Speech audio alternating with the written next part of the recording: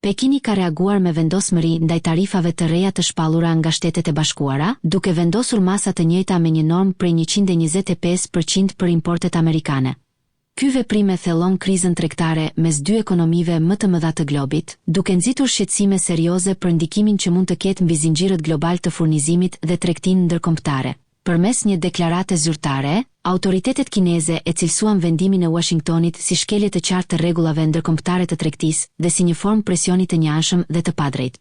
Pekini theksoi se ky hap është i nevojshëm për të mbrojtur interesat e veta ekonomike përballë asaj që e quajti agresion të përsëritur tregtar.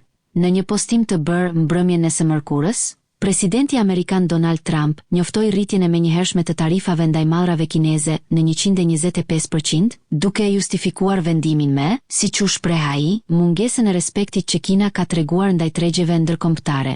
Ai shtoi se epoka kur Kina përfitonte në kurrizë të SBA-s dhe partnerëve të saj ka marrë fund.